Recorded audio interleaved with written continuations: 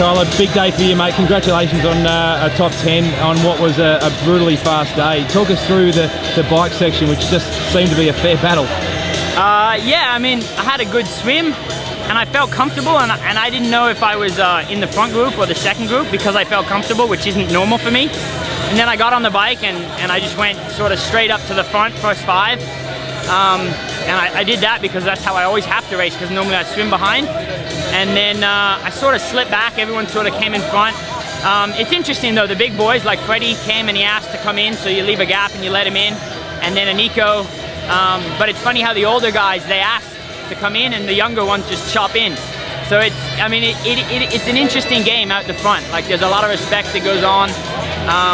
And then we got towards Javi and I could tell people were hurting because I'd slipped back to like 10th, 12th spot. And people were leaving gaps and I was having to jump over.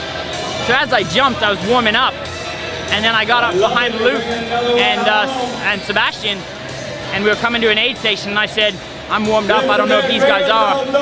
I don't think I can ride with them, but let's get the race started. And so I sort of pushed. I mean, Andrew was off the front. I pushed and Mackenzie came around and said, let's go. And then I couldn't hang, I couldn't hang with Luke a little, and Sebi came around both of us, and that was it. I couldn't hang with him. Freddie came around. And then after that, it was sort of, we were coming back. We weren't all alone. Like there was Faris, Freddie, myself, Faris, and Dirk. But it was such a crosswind, and we couldn't really, you couldn't really work together today, and that made it for a fair race, and that's what I like. Like I came here wanting a top 10, and I knew if it was a hard race, crosswinds, I was pretty sure I could get that. So talk us through the marathon that you come off, and obviously there was a lot of pressure on the front of the race. Talk us through your marathon. Yeah, I mean, this year I did the marathon 4 weeks ago here. I got off the plane from Boulder and ran it, and I ran it hard, sub 240 in training. And I said, you need to do that, in my mind, to run 10 to 15 minutes slower off the bike. And I'm hoping I ran a 255, maybe not, but I cracked towards the end. But my muscles had done it, so you know what I mean? I'd done the work. I planned all year for this. I did Abu Dhabi as training for this and got a podium. Then I went to Melbourne as training for this to get points. And I pushed hard on the bike. I didn't race conservatively, and I got 10th. And a lot of people were like, "Oh, well done," because of the field. But a lot of the sponsors don't care about 10th. But I knew things were pointing to a good race. So you got to follow a plan. I mean, I don't really have a coach, thank you. And so I listened to a lot of people.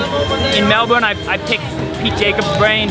My wife was thinking about trying to race this year till she fell pregnant, and she picked Greg Welsh's brain and how he does like 2 weeks on, 1 week off, and I actually followed that plan leading in so that I couldn't overtrain. Crowe and Macca have taught me a lot over the years. So I mean, there's no right way, but if you listen to a lot of people, and 70 to 80% is the same, you can find a pretty good path to follow. So what does it mean for you today with your 7th place in such a, you know, the biggest race of the year? What does it mean for you to come home with this?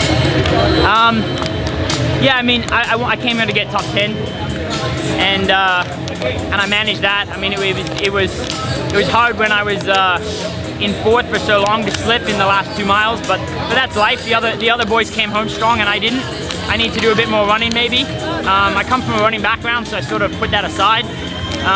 But my dad, I think in 81 or 82, but I know my dad got 7th here. It's his only Ironman he's ever done.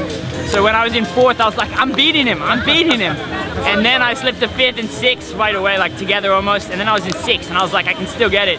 And then people told me Ivan Rania was coming. And me and Ivan are good friends, and it's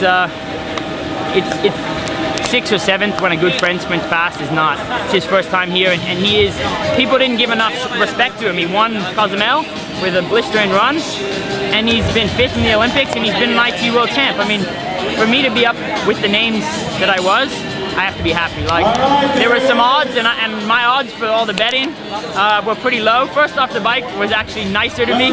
Someone else said I was a weak biker. and it played with my head for 2 days, and I had to say, they don't know what training I've done. They don't know how, I mean, but I understand that. I'm not a big name. I haven't raced very much. Hopefully I can continue and stay at this level or continue to progress. But you never know. Take it when it comes. Fantastic effort today. It was great fun watching you. Oh, and I got an Aussie flag, but I don't know which one it is. There you go, folks. But that's for one of my sponsors. They have an office in Sydney, but and my wife. But unfortunately, you couldn't see it because I was running with a bra all day. Thanks for your time, mate. Thanks.